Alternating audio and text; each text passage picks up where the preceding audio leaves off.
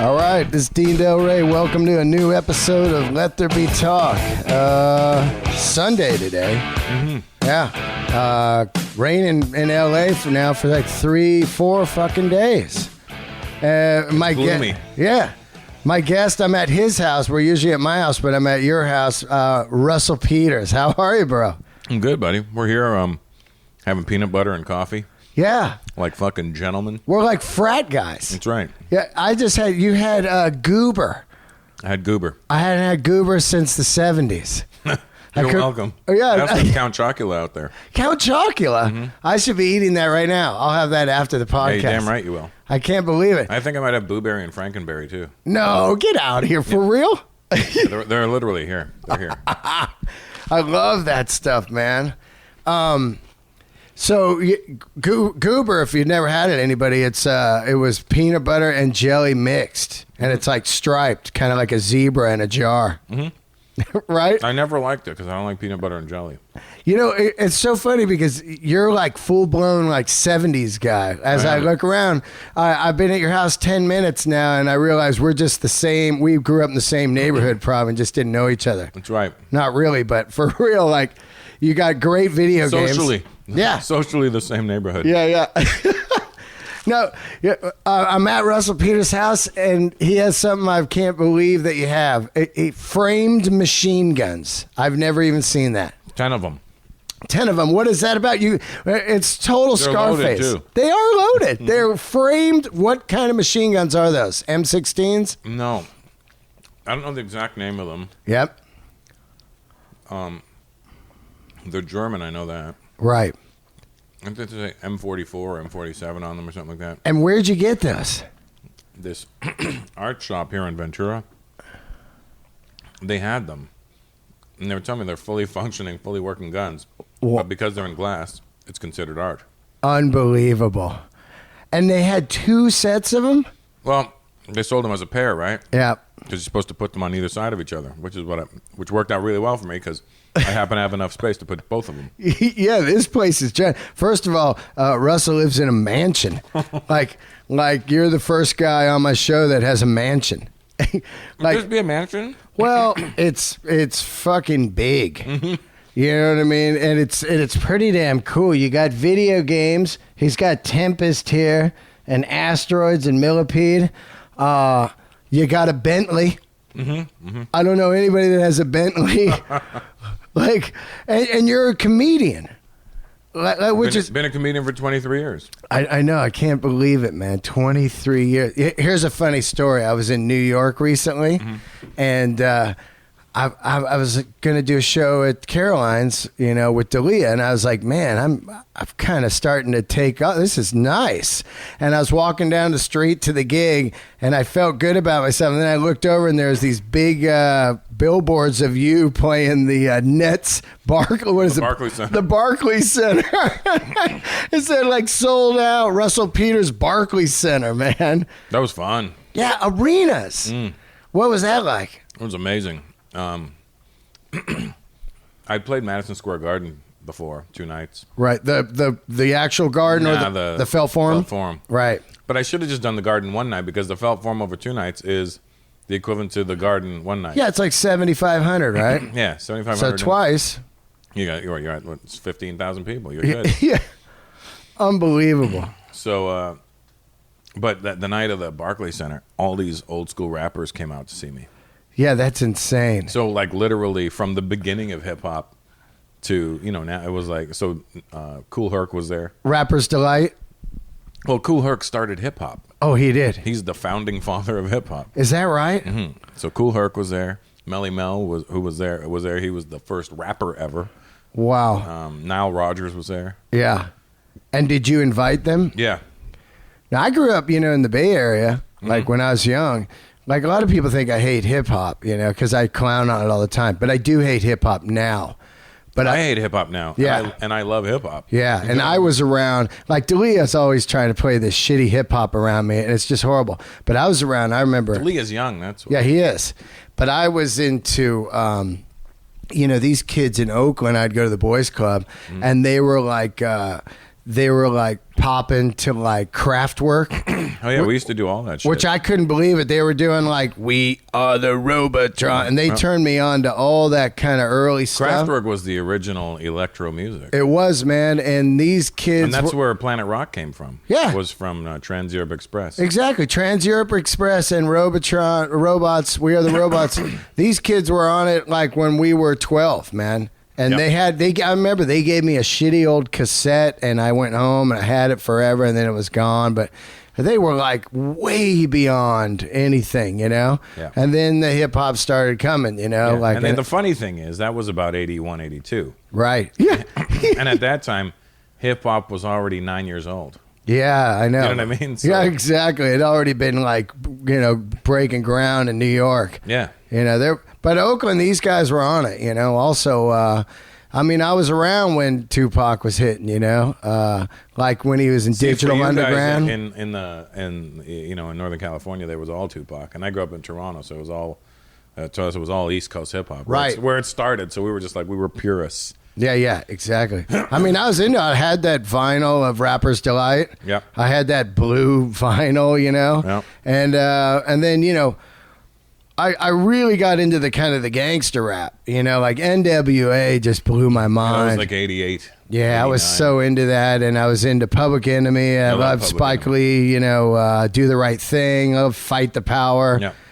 And I remember when it had a message? Yeah, and it was just gangster. Yeah, but the message, there was a message there. Oh, it was great. Even though it was gangster, they were still saying shit about like society. Oh, like, Chuck D was shit is wrong. Yeah, Chuck D was just the Black Panther kind of of hip hop. Then there was that guy Paris who was Paris. I always tell people about Paris, and like I tried to play it for D'Elia, he turned it off in 1 minute. But Paris was dope. The Devil Made Me Do It, man, and his voice like black people don't come around. Don't you think I could get down? Mad as shit. He had that mean, And then the second record was Bush Killer. Yeah. Bush Killer, come on, I'm gonna get you behind the bush, and he got in trouble for that shit. But Paris was dope, man. Yeah, he was it was that whole pro-black era. Yeah, that guy. I wonder what he's doing now. Because I remember about, I don't know how many years ago. It must have been around 10, 15 years ago. I remember I just heard that he got arrested for breaking into a studio and stealing studio equipment. Yeah, he went gangster. I don't know if he went stealing equipment or tried to get his masters back or something. Right. It was something like that. Yeah, well, I remember there's this chick, I forget her name, but at the time she was kind of managing in Oakland, like Paris. She had Tupac. She had this guy, Ray Love. All these guys that were kind of around. So the Bay had weird rappers that never broke out of the Bay. Like it's true. Meek, what was his name? Mac Mall. Yeah. Mac Dre. Mac Dre. No, like outside of the Bay. Yeah. Never heard of him. Mac Dre. I didn't hear about him until I went to the Bay, and everybody had like T-shirts of him and posters, and I'm like, who is this guy? There was his dad. I'm like, oh, who was he? Yeah, there was just kind of the only guy to really break out was Tupac, and then Too Short, but he didn't really get Too Short, E40, Loonies. Souls of Mischief. The whole Hieroglyphics crew. Right. Hieroglyphics got pretty big, though. Yeah, they did. Back in 93. It was, you know, Bay Area had that rap thing, but they didn't have, I don't know. A lot of the guys were like from Vallejo and stuff. Yeah. You know, it'd be like, they just kind of disappeared. I don't know. And then Humpty, he hit big with that Humpty dance, but, you know, I remember one time I went to see Public Enemy, Digital Underground at the Shoreline Amphitheater. I was like, in right there in the Bay Area. Yeah. And I remember this, I was like the only white guy there, and these guys kept coming at me, hey, where's the bathroom, dog? Like they thought I worked there. That was on the Fight the Power tour, man. I love that. 89, 90. Yeah, I love that. That's when Do record. What You Like came out. 91, I think. Do What You Like. That was a good era for hip hop. 90, 91, Do What You Like came out. Now hip hop's terrible, right? It's garbage. It's not hip hop anymore. Yeah. It's rap music. Yeah. It's pop music. It's just pop, right? It's chanting now. It's fucking terrible. I mean, who do you like? Like, I hear this stuff and it's just terrible. There are some guys that are, you know, keeping it real. I mean, there's like the problem is a lot of the underground cats that try to stay true to the hip hop, which I appreciate. Right.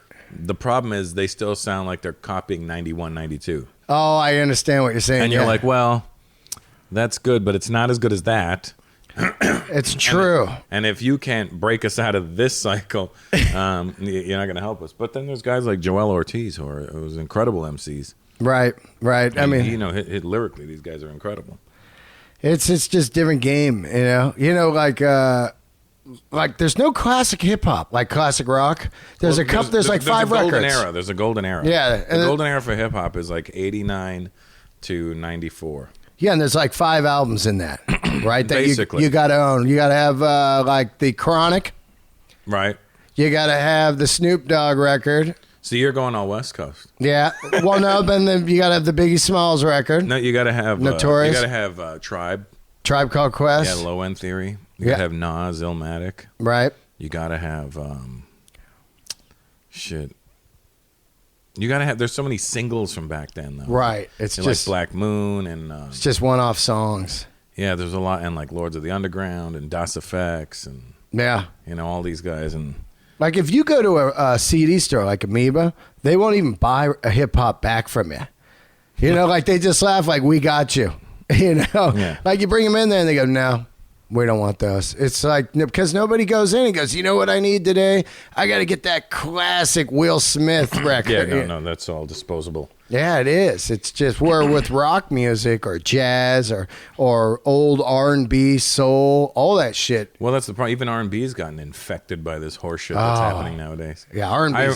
I play it for like my friends that are younger than me. I'm like, I play them like some old classic stuff like Otis Redding and, and the Dramatics and all that kind of stuff. And I like listen to when these people get passionate when they're singing. They don't just do it from the start. You got to build to it. Yeah. And they're saying, when they are getting passionate about what they're singing, they're saying something that, like, it means something. It's genuinely from the heart. But now they over sing and they do all the vocal acrobatics. I can't stand that. That Christina Aguilera, she polluted it with that. They do it over, like, when they're saying nothing. Yeah. It'll be like, we're going to get bottle service. I'm like, why are you so passionate about this fucking bottle service, you retard? Yeah, they're like, we're getting ripped off at the club tonight. Yeah, it's redonkulous. I can't get into it. I can't either, man. And it's not like you're old or whatever, but it's like, no, I like good stuff. Well, I think that is part of us becoming old. Yeah, I guess. I call myself an iPod that's full. Yeah. I just can't add new music into me. Yeah, you're right, man. You're right. Like recently I got into some new bands and I couldn't believe it. I like this band Sheepdogs. They were the ones that won the cover of Rolling Stone out of People's Vote. First like band. I love this band. I can't even believe it. And then I love this other band, Rival Sons. They're both rock bands, but I can't believe that I've bought their records. I tell people about them and I listen to them all the time. And it's like great shit. But that's been a long time since I got excited about something. There was a time where there was a lot of the artists would put albums together. Oh, yeah. And like the album had usually it was like a 10-song album usually, right? Yep. 5 songs on each side. And maybe 1 or 2 were songs you didn't like. Yeah. Yeah, maybe 1 or 2. And you know what's weird about those? You didn't like those 1 or 2 songs because the other 8 were so much stronger. Well, how about you listen to those 2 songs now and you're like, still it's fucking great. How about this? Later on, those 2 become your favorite. Yeah. Because you're like, hey, these are great. Yeah, exactly. It's like new music from your old artists. Yeah, like my favorite Zeppelin song at the moment is Thank You. Oh, yeah. Like right now, mine is T for One. I've been getting into Presents all during this rain shit. I remember when Presents came out ago, I didn't like it. And now I love Presents. Presents I remember when Coda came out, I didn't like it. Oh, yeah. Coda, I still don't really, it's like, yeah. But Presents, man, Achilles' Last Stand. Yeah. Nobody's Fault But Mine. Achilles' Last Stand is one of my workout songs. Achilles' Last Stand it's such a hard rock song. It's unbelievable. That's something they never really did before. That's my favorite song, actually, that Zeppelin did, That's another thing about like you or I that at our age is we like all different kinds of music. Yeah. You know what I'm saying? I'm listening to things now that, we also grew up in a generation where you were defined by one thing. Yeah. Now kids can like everything.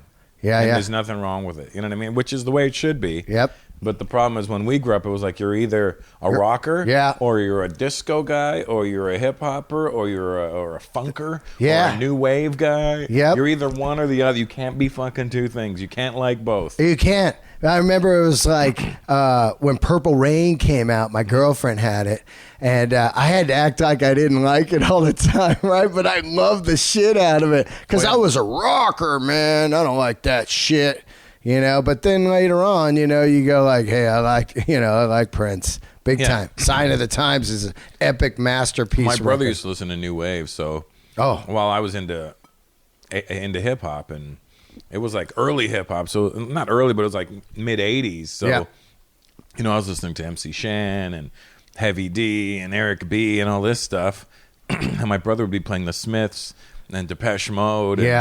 And Spandau Ballet and stuff. I never got into that stuff till now. No. Like now Joy Division. I used to get so mad. Joy Division. Yeah. Great shit. Yeah. Did you see that film? The Jam. The Jam. Yeah. That guy's great, man. Paul Weller. Yeah. He had a solo record, Heavy Soul. Unbelievable. But yeah, like... I hear it now and I'm like, oh, you know what? Songs are actually really good. Yeah. And you feel fucked up because you know the words to all of them. You hear it once and you're like, why do I know the words? Right. I used to hear it all the time. Yeah, they're fucking hits, man. I remember in school, those people that listened to that stuff smoked like cloves and were into The Cure. Yeah. I hated those people. Oh my God. Okay, so The Cure, right? Remember how emo everybody was that listened to The Cure? Yeah. And Morrissey. If you were into those two, you were like a total fucking guy who's possibly going to commit suicide. Yeah, you smoke cloves for sure. Yeah, they weren't even like, it wasn't even that bad. In Canada, it was more just like everybody was just like all emo and sensitive, and you're like, shut up, dude. But then I just saw on like the Palladium channel, they had like a Cure concert on from like 2009 or something. Yep. And Robert Smith is so fat. He's so old too. But he still tries to do the hair and the makeup and everything. And you're like, you just look like a fat guy doing this. Just it's so weird what you look like now. And still sing the songs. Nobody's mad at you for singing the songs. He still goes out with that look. And then Sean Penn just did that movie recently where he kind of dresses like the Cure singer. I think it comes out in a couple weeks.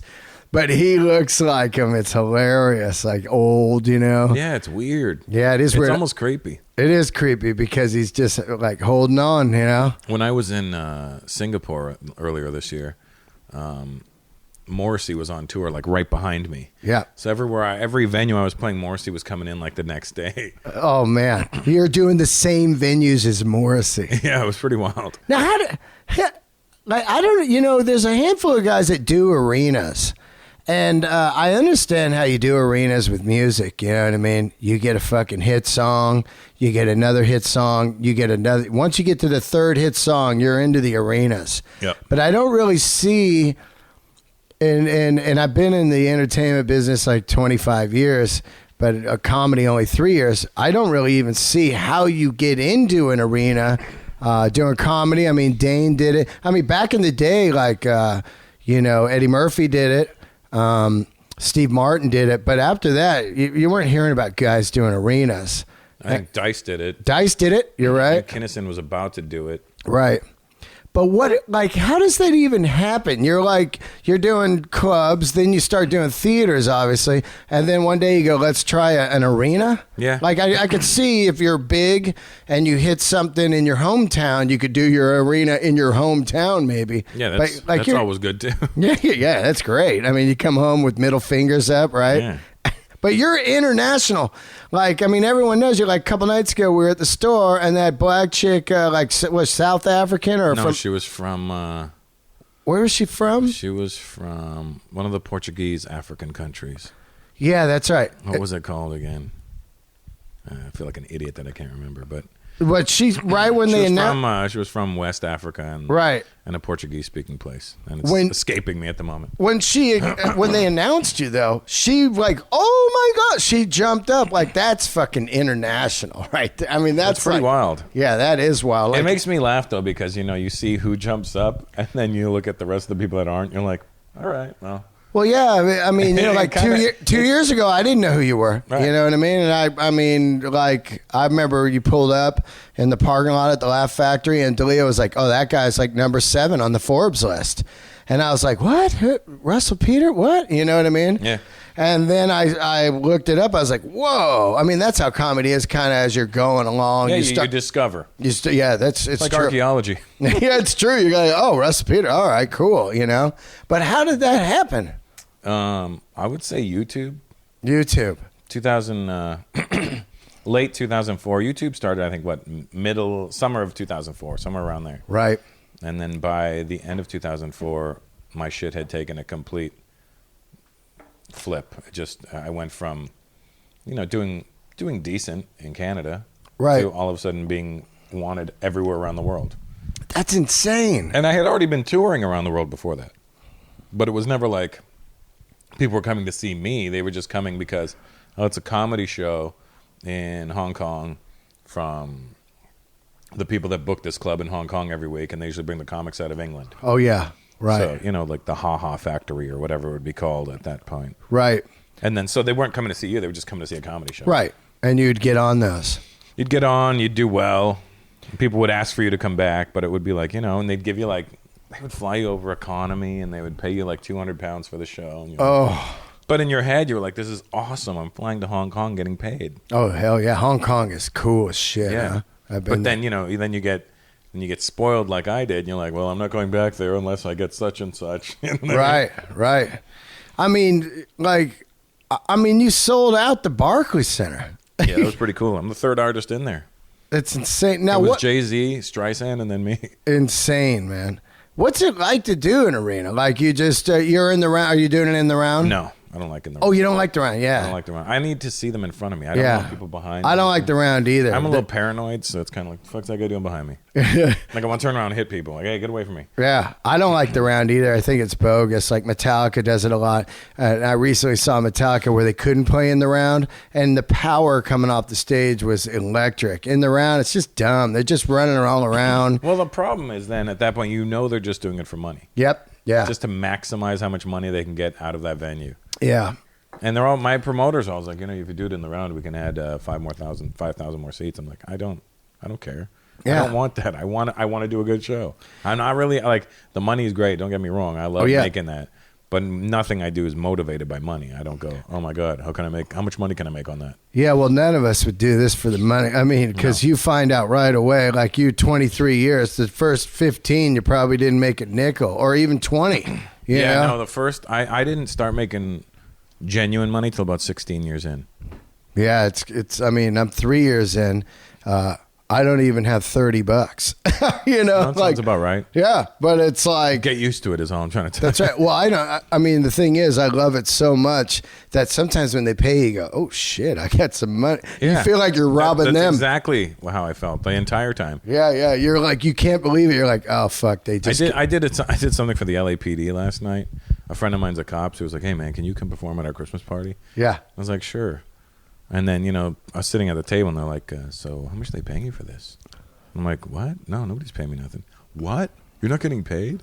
Nothing?" I'm like, "No, I don't need. First of all, I don't need to get paid from this gig. Yep, it's not going to make or break me. Yeah. And second of all, I wasn't working. It's a Saturday night. I don't mind grabbing a mic and talking. Yeah, exactly. I did a thing for the sheriffs, like 500 sheriffs, sheriff department.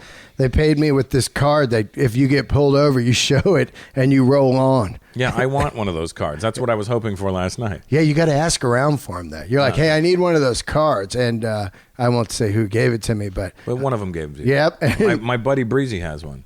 It's great. It's like a friends and family discount card. It really is, man. Mine says friends of such and such. Yeah. And then that's what it says on it, and then you just roll. But it's only good for around sheriffs, which is good where I'm at anyway, West Hollywood, doing the shows, You run a light or something stupid, you're not thinking, flash it. Yeah, but man. I need one for CHP. Cause that's what I need. That's what you really need. Yeah, because I do like 100 everywhere. Now, you got some dope rides. You got a Bentley. I got the Bentley. I got that Benz. Yeah. I got a Beamer and a Range Rover. You're a car freak? No, I don't know anything about them. I just like the way they look. Well, the Bentley. And I got a 6'4" Impala. Oh, you do? You got to sit. Where's that at? Back this week, actually. What color is that? It's sky blue. Convertible? Convertible. White top. Is it the 396 SS? I don't know. I had it fully restored. Oh, wow. I gotcha. So I'm into the 65, which is the next year, the first kind of square body. Right. Still the 3 round tail lights. But mine had the Chevy tail tips on the exhaust. Oh, yeah. Chevy logo tip. Yeah. Wow, that's killer, man. So what's your favorite? The Bentley? Right now, it's my Beamer that I picked up about a week and a half ago. What is the Beamer? It's an M6. Oh, M6. Dope. What year? 2012 or 2013. Wow. Oh, brand new. It's a beast. It is. Wow. It's first of all, it drives phenomenally. Yep. It's fast as shit, and it hugs the ground. Yeah, I got a Beamer motorcycle. Is that that's a Beamer? Right? Yeah, that's a Beamer out there. Yeah. I mean, man, like pretty much you've done it, man. I mean, you're like, what do you do? Do you just go do arenas every year now? I do them every 2 years. Every 2 years, because you were doing some clubs this year, right? I do. I like to balance it. Even if I'm on an arena too. I'll give an example. Like the week before I did Barclays. Right. The week before that, I went and did Hilarities in Cleveland. Oh. You know what I mean? I just wanted to. First of all, I needed to have a small room in front of me. Right. I needed to stay sharp. Yep. And then you go and do it a big arena again. Now, does that kick into you? You can't ever just say to yourself, I'm only going to do arenas. Yeah, that's stupid. Then you're not being a comic anymore. Right. But does that take out of your arena draw? You know what I mean? Like, no, well, where was I going? I wasn't going to do an arena in Cleveland. Right, like I said. You know what I mean? I don't understand now, like I was getting back to that, how all of a sudden you're selling out arenas, you know, like it's crazy, right? Now, what kind of people are coming? Are they like... it's really mixed now. It's really mixed, really, but really before, was it just like... When I first started doing... Well, no. See, when I first started doing arenas, it was in Canada. Right. In 2007 was my first arena. And I thought it would be like mostly Indian or Asians or whatever. Right. And it was so mixed. I was like, wow. In fact, you had to find Indians and Asians. You're like, is that right? It was like a sea of everybody. That's crazy. And that's the thing that I think I'm blessed with is that, you know, you can go to see some guys and you know it's going to be an all-white audience. Right. You go see some comics and it's going to be an all-black audience. Yeah. And some guys will have black and white or white and black. You know what I mean? But I'm fortunate enough to have literally everybody there. Yeah, I mean, black, white, international. Yeah, it's kind of cool for me. One thing I noticed about you was like you've got like all the powers. Like you've got great, you can do crowd work like fucking a master. You know, like super comfortable up there. You know. Yeah, that's one of that. You know why? That's from doing all the road gigs back in the day. Yeah. You do so many hard, shitty road gigs. You better learn how to connect with that audience. Yeah. And that just goes back to like me doing biker bars and people, you know, fucking playing pool while you're doing the show and that kind of shit. Were you doing those? Turn the TV off while I'm doing a show. Oh, those are the worst. Yeah. So, I mean, these are the things that you can't learn unless it happens to you in comedy, you know? It's true. It's true. It's all so valuable to you. Like last year, I insisted on taking the bullet every show I did. Just to know, like, the just stone cold shit audience. Yeah. You know, ordering drinks and stuff. I wanted to go on and be able to grab it right away and figure out how to get them in the first 2 minutes. Yeah. You know, and I did it for a full year. And now when I show up at shows, they go, oh, Dean will take the bullet. I'm like, no, that was last year, you dicks. You know what I mean? Yeah. It's a weird game because once you do that, they're like, oh, he doesn't mind doing that. I know. You're right. It's a weird precedent. It's like when... And they refuse to snap out of it until your situation changes. It's true. It's like guys that host, they just go, that guy hosts. Like, you know, I remember Jay Davis told me, don't host because they'll just go to you every time to host. I like hosting. Actually. You do? I really do. And like, actually host a whole show? Yeah, I really dig it. Wow. I look at it as I get like 4 or 5 opportunities to be on stage.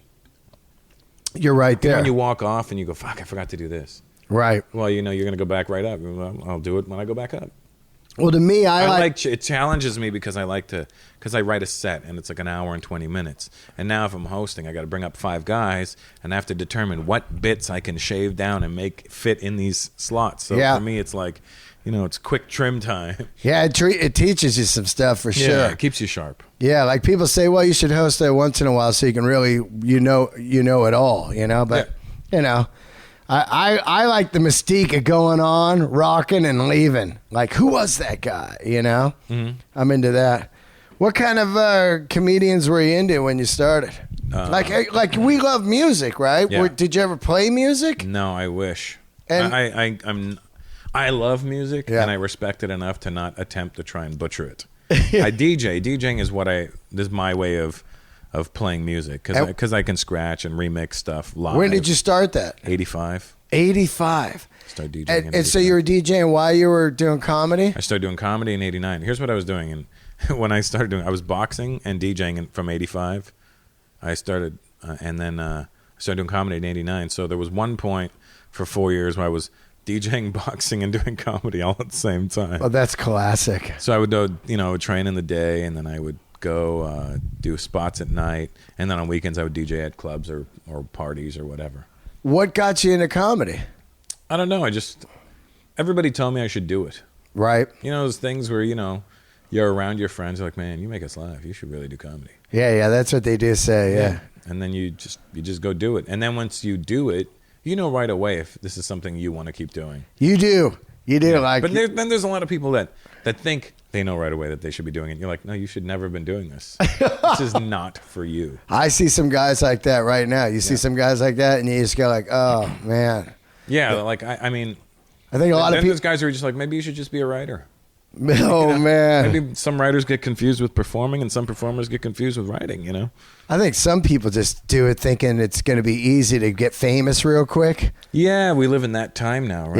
Yeah. And they go like, wow, this looks easy. Yeah, I have guys like hit me up on Twitter and like, yo, this is, I went on stage for the first time. Here, watch my stuff on YouTube. I'm like, you put your first time on stage on YouTube? You're an idiot. Yeah. My first time on stage was so terrible, I would never want anybody to see it. Yeah, I was horrible for a long time. People are delusional, right? Yeah. I got to say, you got to be the nicest comic I've ever met. It's true, though, man. I hear all these great stories about you, like features are like, oh, I went out and he bought me a computer and dinners and stuff and a flight. I mean, like, you're like unreal. Like, you give back and you're so approachable. Like, you didn't even know me. I go, hey, will you do my podcast? And you go, yeah. I got like 9 people that listen to this. Well, now you might have 10. Yeah. But it's so like when you were coming up, did you run into a lot of dicks and you were like, I'm going to be different? Yeah. I ran into a lot of dicks. Yeah. A lot of people talking shit to me, to my face. Wow. And I was just a young kid too, so, and I had no friends in the game. Yeah. Oh, you had none? No, it was Toronto. It was 89. I was 19. Everybody was older. Yeah. And mad that the 80s had just ended. Oh, yeah, that golden era, the first golden era. Yeah. Right now is another golden era, I think. Hell yeah, it is. Yeah. But, everybody would, when I started, like, fuck you, kid. You don't know what this game's like. We used to fly to gigs and get paid in coke, and there was hookers, and I'm like, sounds great. Yeah. I probably don't do coke, but I'm not afraid, there's some pussy lying around, I'll take some of that. But at the time, I was like, I don't know. I was 19. I'm really naive. You know what I mean? So everybody was just mean to me.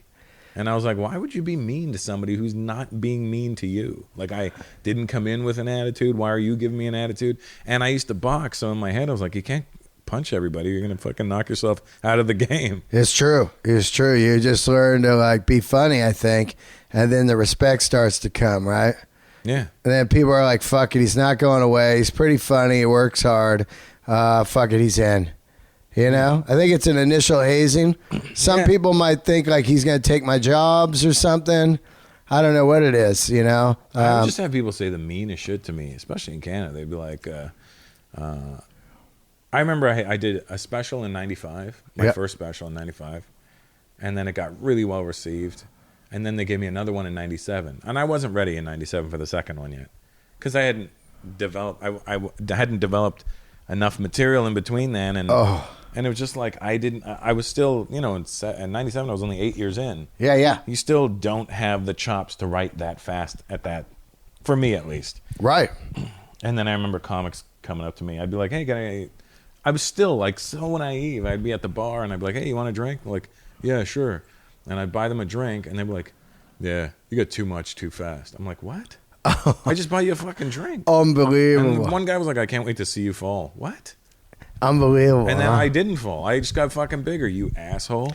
Yeah, you know what I don't understand and then now those guys see me and they act like they never said that to me. And I'm like, no, I remember. Yeah. I remember every fucking thing you said to me. Yeah, you're not dumb. Yeah. You know what I mean? You know what also, they don't understand that they're giving you the fuel. Yeah. To keep going. Like, oh, these fucking guys, man. Yeah. I'm going to get better. Yeah, I have to get better because I need to prove something. Exactly. Yeah. How do you write now? I just do it on stage. I just I don't physically write down anything. Right. Do you record your sets so you have it? No. I don't.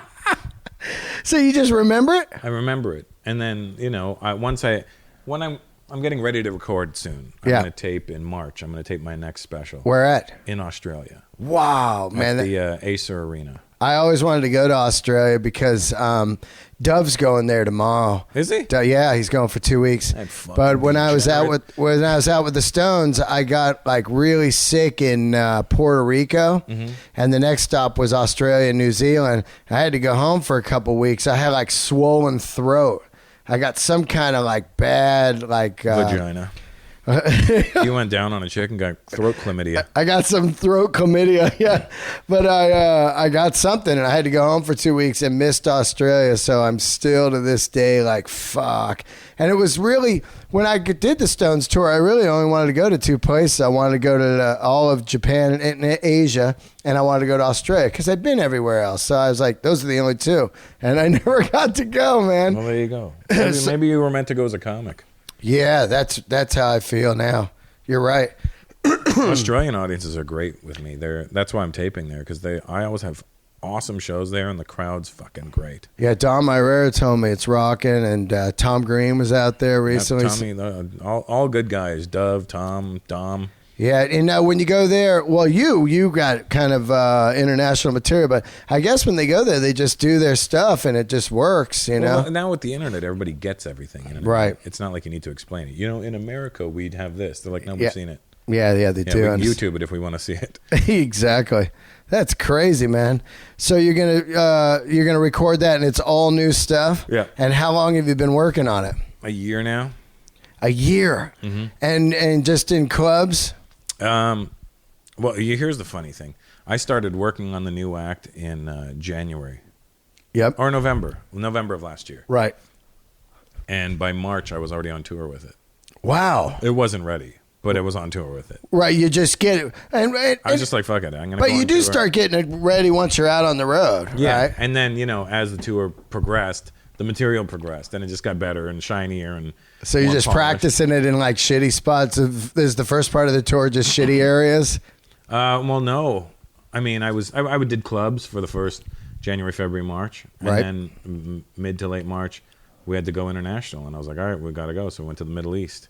Wow. Started in Oman, and Dubai, Abu Dhabi, Lebanon, South Africa, then Asia. So that's insane. Bangkok, Singapore, Indonesia, Malaysia.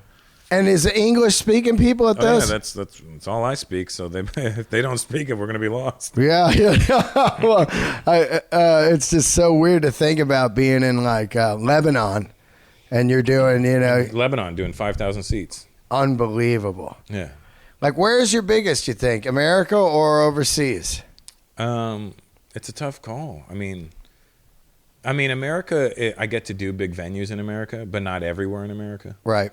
And the awareness is starting to grow now. Yeah. But I mean, I knew that. First of all, I didn't want it handed to me. Like, oh, you made it everywhere else. Oh, we want you now. Yeah. I'm glad that it's coming in dribs and drabs. You're kind of like, I'll take a little bit here, take a little bit there. That's good for longevity too. Yeah, that's if you blow up everywhere in one spot, you're done. You're gonna fall. It's gonna end soon. Yeah, I mean, it's like rock and roll bands or people that are huge. And the next year they're just gone. Yeah, I like it going in little waves like this, so it's cool for me. That's wild, man. So you're gonna shoot it in Australia, and what's it gonna be, HBO special? Or? No, it's I did a deal with Netflix. Oh, like Birded.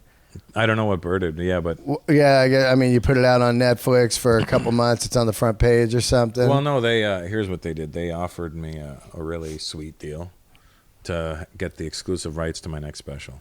Wow. And then we're doing 6-part, half-hour documentary series leading up to it. Oh, that's bitchin'. Like 24/7. Oh wow, like a reality show, like yeah. So it's like me on tour before we shoot. So they've already been shooting me since September. Wow, that's cool. So this each episode, and like it'll be like one episode's like me doing the Barclays Center, and then the after party, and all the people hanging out. And I heard that was wild. The after party. That was amazing. Ian went, yeah. Now, where was the after party at? It was 6 blocks from the Barclays Center, and like this little banquet hall type place. Wow. It was pretty cool though. Like, I mean, Melly Mel hosted it for me. Cool Herc was on stage, and DJ Premier DJ'd, and all these old school rappers came and performed. Like Brand Nubian performed, and man. Special Ed performed. Were you DJing? I did get on at one point. I was hammered, and I was like, Primo, let me cut. He goes, yeah, go ahead. So I actually got on DJ Premier's turntables and started cutting with his music. So it was pretty cool. I was a little sloppy because I was drunk, but that's sick, man. I got video footage of it here, though. Oh, you do? I got to see that. Now, the party just went all night. How many people were there? Not a lot, maybe 200 people. Wow, that's great, man. It looks like an old school like hip hop party. Like the guys around you, look. That's DJ Premier standing in the background. Oh, awesome, man.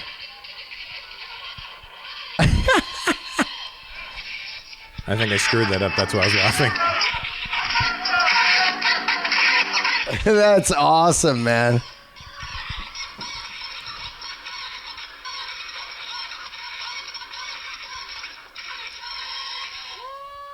That was fun. How did you get into classic rock? Because like you and I were just talking Zeppelin. I love Zeppelin. Yeah. You know why? Because... And if I say to you tomorrow... You're going to get charged if I play that. That's... No, they don't get me. No, they don't sweep this show here.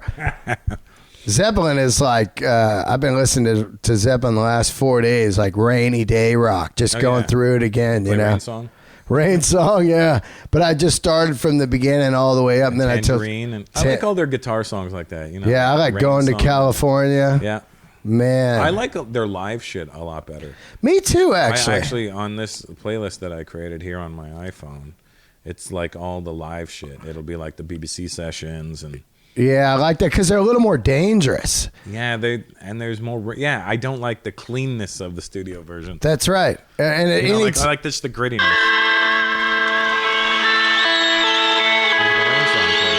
Oh, it's beautiful, huh? And it's, you know, it's slightly off. Yeah. So Page like is sometimes it's off key because Page is so hammered. He's so great though. He's just like this. I don't even know. That guy's like a god. You know, he wrote those songs. He produced the records. He he played the guitar like no other. He looked cool. He would take the bow and play with it. Yeah, he looked cool as fuck, man. He had that theremin where it's like, woo! Yeah. You know, he was evil. He had this weird mystique about him. Yeah. I mean, he was Aleister Crowley's house. Yeah, and he would just fuck like everything on the planet. Oh, that doesn't change, buddy. Yeah. I'll tell you. I heard stories. Yeah. What about the chicks out there on the road for you? You get a lot of chicks? Things aren't bad out there. You know, the thing is, when you're so used to being a road comic, yeah, you're so used to chicks being road pretty. Yeah. Oh, you know what I mean? You're up to another level though now, right? Yeah, but now, so I'm like, and then you're not sure if you have road goggles on. Oh, because I'm like, that chick's fucking hot, and then you're like, maybe she's not. Maybe she's just like the fat chick I banged in Saskatoon years ago. You know what I mean? But maybe my road eyes are going thinking she's hot. You're right. But then your friends are like, that bitch is hot. I'm like, yeah, this is weird, right? Yeah. Like I was in Shreveport doing a film for about 6 weeks. Mm-hmm. And when you first get there, you go, ugh. And by the third week in, you're like, hey, that girl's pretty hot, huh? Oh, yeah. She's like a Shreveport 10. Yeah. It's like comics with waitresses. Yeah. I don't go for the waitresses at all. Not yet. No, man. Not yet, buddy. I know it. It's inevitable. It's inevitable. I watched that Ralphie May thing where he was like, don't fuck the waitresses because they're the ones that talk later on when the club owner's around. He's like, I'm thinking about having Dean back. And that one you dirty goes, no, he was bombing last time. And, you know, they just make that up. Yeah. And then the owner just goes, oh, you're right. You know, he doesn't remember. And then all of a sudden you're not working there and you don't know why because she called the shots like at the drink station, you know? Yeah. No, there's, I think you're going to.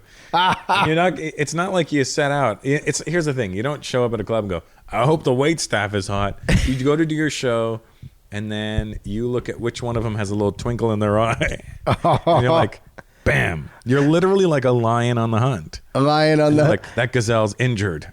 Get. I don't get any chicks at all. I used to get a lot of chicks. You were a musician. You had all the fucking vag in the world. I did. Here's the thing. Every musician wants to be a comic, and every comic wants to be a musician. Yeah. That's what they just said about me at the Comedy Store. I got passed at the Comedy Store last Tuesday. That's right. I saw you there, right? And it was cool. They said proof. The write-up was like proof that every musician wants to be a comic, you know? It's funny. Like I walked in and you were on. Yeah. And that was really cool. I was like, oh, look at that. Yeah, it was it's a pretty epic moment for me, you know. You don't wear your glasses on stage, huh? I don't, you know, I would wear my glasses on stage, but I just get too much of, hey, you look like Drew Carey. Hey, you look like Tom Arnold. Hey, you look like, that's all they ever say, you know what I mean? You kind of look like Bubbles from Trailer Park Boys. You know what that is? No. I'll show you. Where do I have a picture? Bubbles? Yeah, it's a character on a show called Trailer Park Boys. He's a friend of mine named Mike. Yeah, I don't know. I need to wear glasses because I can't see, man. This is what Bubbles looks like when he's Bubbles. Let's see. If the audience... Because he's a buddy of mine. We took a picture. I go, hey, do you have your glasses on? He goes, yeah. So he put them on. Bubbles. Let me find this thing. Oh, here it is. Let's see. Oh, you're laughing, so it's got to be bad. Oh, no, that's so bad. That's the character. It's not really how he looks. But oh, yeah, but you say I look like but that. just look at that. You can see. I do see it. I do see it. It's the same, fucking skin tone. Yeah. You pink bastard. Pink bastard. That's hilarious. Bobby Lee always goes like, you're pink. And you have like, he says I'm shaped like a thumb and I have no lips, which is not true. I do have lips, but my face has been red all my life. I don't know why. Yeah, you got an alcoholic face. I know. Isn't that rotten? Do you drink? I don't drink. It's That's just the worst part. I know. Isn't that the worst part? I look like an Irish alcoholic with this red face for no. Are you Italian? I'm not Italian. I'm just Delray. I'm Dutch. Yeah, that's my stage name, Delray. Yeah. Is that what it is? Yeah. You son of a bitch. Well, years ago, like everybody, rocker had a stage name. You know what I mean? You can't all have like same names and shit. Yeah, just kind of weird. So Nikki Sixx is not really Nikki Sixx. Yeah, exactly. Can you imagine? Like Nikki Sixx can just check into hotels as his regular name. Yeah, I think it's like Frank Morali or something. It's Frank though is his first name. Hilarious. Frank. Can you imagine Nikki Sixx going by Frank? Well, could you imagine if Gene Simmons went by Chaim Witz? Yeah. And Paul Stanley went by Stanley Eisen? Now, you were a Kiss fan, right? I was a Kiss freak. Yeah, you and I. What year did you get into Kiss? 76. 76, yeah. So, I was 6. Yeah, you're 6. I was 6, and I got the Destroyer album. Well, my friend had the Destroyer album. Right. And I would borrow it off him all the time and just keep playing it over and over.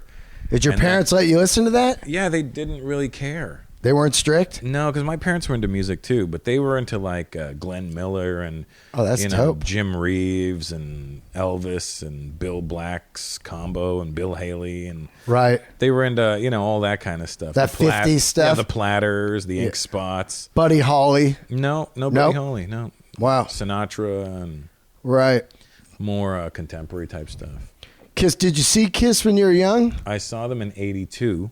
Oh, that was the last tour with makeup. Dynasty. No. The Creatures. Yeah. Oh, but with the tank stage. Yeah, that was great. With I'm a war machine. But they had Vinnie Vincent on guitar. They had Vinnie Vincent and Eric Carr.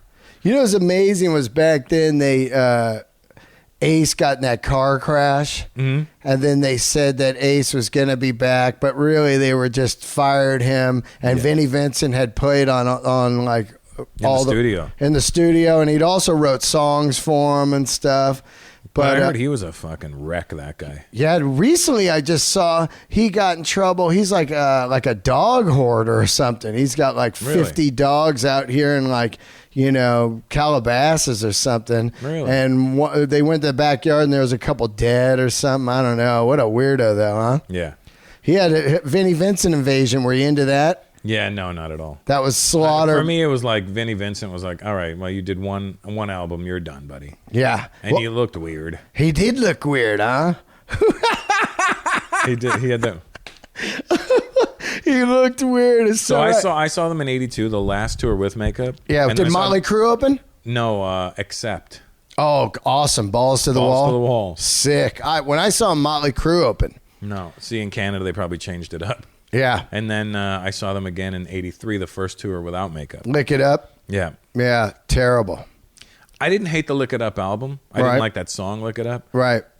But there was a couple of good songs on that album. Now, Vinnie Vincent was on that one too, right? Yeah, that was really the only album he was on. Right. And then he was... I don't even think he played on Creatures of the Night. I think that was like Bob Kulick or something like that.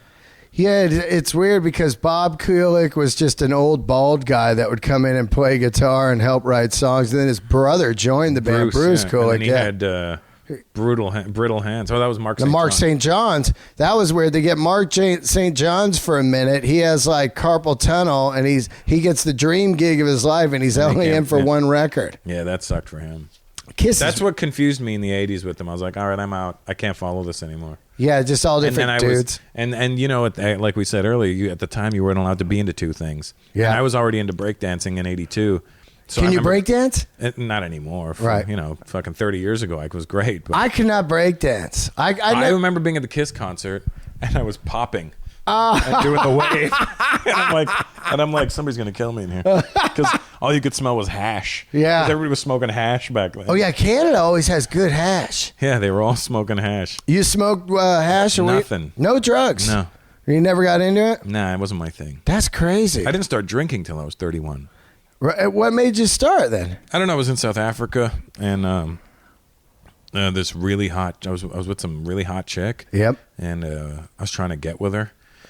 She was fucking sexy, and she was like, I had one of them coolers, and she goes, "Have some." I go, "I don't drink." She goes, "Why not?" I go, I don't like the taste." She goes, "Well, try this." So I tried it, and I go, "Not bad." Yeah, wine cooler. Yeah, I go, "It's not bad." It was like some sort of wild berry shit. Yeah. Yeah, it's not bad. She goes, "Why don't you drink?" I go, "I just never did." I go, "Why do you drink?" She goes, "It makes me horny." And I'm like, Ooh. Can I get one of those, please? I literally got fucking hammered that night. Did you get I fucked the shit out of her. Did you get chicks when you were young?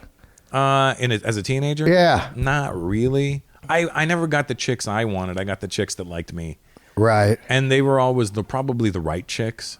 Because they were nice, they were cute, they weren't hot, but they were nice and their intentions were all good. You know what I mean? Yeah. But you always want what you can't have. I never had an Indian chick. I never had an Indian chick. No, I try. They just they're really particular. Indian people are very insular with that. Yeah, they're hard to get. Yeah, you need one that's kind of like, just probably mad at her parents or something. You're right. Yeah, like one buddy of mine told me, if you want to get an Indian chick, you got to just get that slutty one that's out clubbing, and they'll do it on the side, but they'll have to marry the Indian dude later. I dated an Indian girl. Oh, I dated a few, but I dated one Indian girl for like 2.5 years, and I never ever once met her parents. And I'm Indian. Wow. Yeah. Like she didn't think I was like, why can't I meet them? They were like, she was like, you're not same Indian as me, and I'm like, that's how insular it gets. It breaks down from Indian to language to religion to part of India to village to parents no parents. You know what I mean? Wow. It just breaks down to the point where I was like, I've lost interest in this. Wow, that's insane, huh? What kind of chicks you like now? Just anything? Anything. I you know what? I dated a shitload of Latinas. Yep. My ex-wife is a Latina. I think they're very hot, attractive women. Yeah. Latin women. But I can't deal with. Right now, I'm in a place where I'm sick of broke bitches. Oh. Like, I can't deal with a chick that has no job, no career, no fucking goals. Yeah, isn't that weird? Like, I don't give a shit how hot you are. That's not going to pay your bills, because I'm not going to fucking pay your bills anymore. Yeah, fuck so that. So I need a chick that's in, like, this is what I do, and if I have time for you, I'll make time for you. Yeah, you need like a hot single like TV producer that was like a workaholic forever, and now they're ready to have a dude, but they've got a great career. Yeah, they don't need me. Yeah. I don't want a chick that needs me. Yeah. That's just no good. Yeah. What about TV? Have you ever done anybody come at you with like a pilot or anything for you? I've had I think 3 deals. None of them ever panned out. They never even got to shoot. Wow. So I mean, it's kind of one of those things where I'm like, oh well, what am I going to complain? Yeah, you Do you can't know what I mean? complain. If I'm making $20 million this year, right, just from telling jokes without getting in any movies or TV, what the fuck could I possibly complain about? And that's ego at that point. And ego is a killer. What about writing your own show and just... People say that, and I got to be honest with you. I I don't have the patience to write something. Yeah, you're right. I don't want to pour my heart into something and then have somebody tell me, it's not very good. Do you know what I mean? I'm a comic. The only thing we ever want in life as a comic is people to like us. That's it. And the minute people like, even on Twitter, 1,000 people could say nice things. One person will say something mean, and that's all I'll focus on. Yeah, isn't that crazy? And I'm like, well, what the fuck did I don't know you. What are you getting mad at me? Like, why are you calling me a douche? What the fuck is wrong with you? It's so weird. Like, let's talk. Let's figure this out. You know what I mean? Like, I don't want you walking around with a negative thought of me. That's hilarious, man. Like, you sold out the arenas, but there's one guy that left, said, fuck that guy. And you're like, hey, we got to find that guy and find out why. Yeah. It's the weirdest. We're very insecure humans. Man, it's true, man. It's like, it's weird being a comedian. It's so insecure, but yet, like... but everything outward appearance-wise of us suggests... fucking confidence. But really, at the end of the day, that's just a facade because, if I go talk to her and she's not very nice, I'm like, oh, fuck that bitch. Yeah, man, it's a tough gig, man. It's weird. How old are you? 42. Yeah, it's like I think in the next 5 years you'll probably even get bigger, because now you'll probably, I don't know what your new material's about, but I like the new material. Some of this shit about no broke chicks. Yeah. That's a tough one. I got to word properly because if you say it the wrong way, turn on you. Yeah, because then it looks like you think you're the rich guy and that. You know what I mean? But that's not what I'm saying. I'm just saying I want a chick who has some fucking goals. Well, even if you worked at Burger King, you still want the chick to at least work at Burger King. Yeah. You know what I mean? Like, I wouldn't mind dating an actress or something, seeing what that's like. Yeah. Who do you like? I don't know. Scarlett Johansson? Oh yeah, but let's we gotta go win our fucking. Let's play our position. Let's play our position. I'm just saying, that would be great. You get to choose 3 chicks to fuck tonight. Who are they? Ooh, I don't know. You know what I like? I like those news anchor chicks. Oh yeah, those are good. Like, I keep watching the news and I'm like, that weather girl's fucking hot. Maybe I'll go out with her. You know what I mean? Like, that kind of shit. You like watch the news, you go, yeah, she's good, and then you see the ring on her finger, you're like, the fuck is wrong with these chicks? I'm into like Kat Denning. 2 Broke Girls. Oh, I like Kat Denning. I have a friend who's friends with her. God, I like her. I heard she chews up guys and spits them out, though. Is that right? Yeah, that's her game. And then I love Christina Hendricks, Mad Men. Oh, she's good. Unbelievable. Yeah, see, like real-looking chicks. That's why. With a little meat on them, big natural tits. I don't like... Some BNTs. I love that. BNTs. I'm down with the BNT. You down with BNT? Yeah, I'm down with BNT. Can you rap? No. No. I'm fucking terrible. Terrible. It's so funny because at my after party, Granddaddy IU was there, this rapper, and he did one of my favorite songs called I Kick Ass. He did it like in 91, 92. And so I called him and go, yo, bring the instrumental of I Kick Ass with you. He goes, okay. He goes, I can't remember the words to it. I go, I can. He goes, well, then you're going to do it with me? I'm like, fuck no. Oh, no, yeah. That's like, what I always, I want to sit in with people and jam, and then the lyrics when it's rolling on the radio or whatever. Yeah, but when it's on you, you're like, oh, yeah, you just like, fuck, where are we at now? Even like a song I know like by heart, I'm like, fuck, I can't remember. Because you just black out, Yeah, like, I could do it if they're doing it. I can do it with them. Yeah, then. But if they're like you, and I'm like, exactly, because you just like, I forget where we're even at. And then you realize how much of the song you don't know, because there's a lot of times in hip hop songs, because there's so much slang in them, that I make up words because I didn't know what they said. Oh, of course. I didn't know what they were talking about. Yeah, man.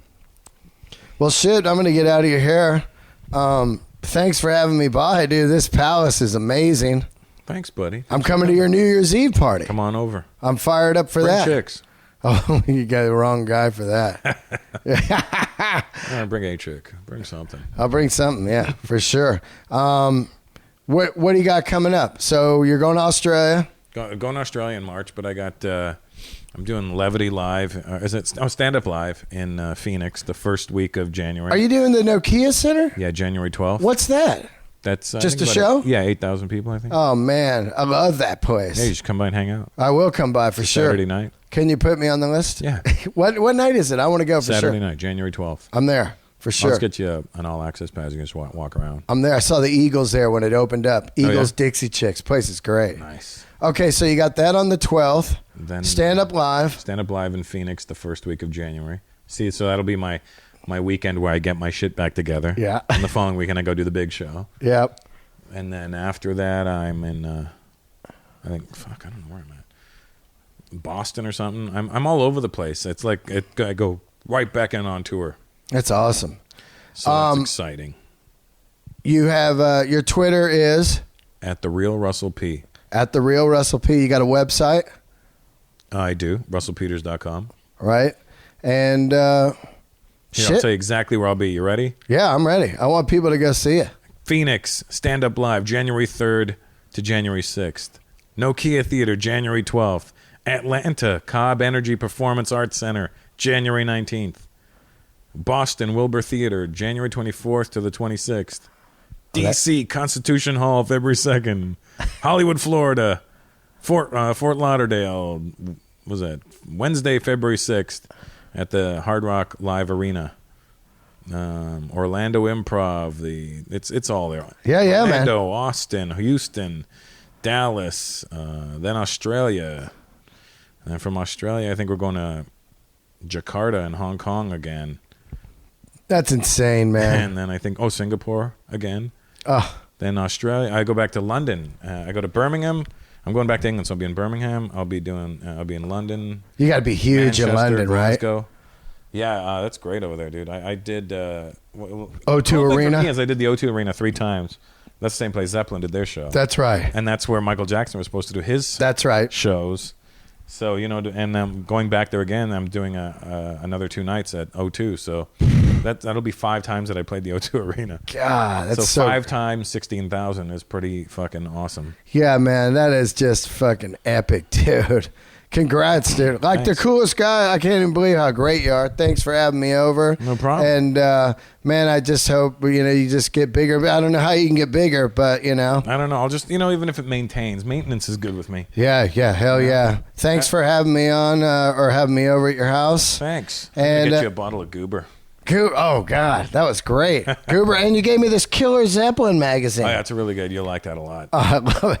All right, Russell Peters, thanks for having me on. Thanks, Dino. And the show will They be... can't see us shaking hands, but Yeah. we shook hands like fucking gentlemen. I love you, brother. Thanks, buddy. All right, you guys, tell everybody about Russell Peters, and don't forget to like us right there on the iTunes and write a review if you like this. Thanks for listening to Let There Be Talk. See you later. See ya.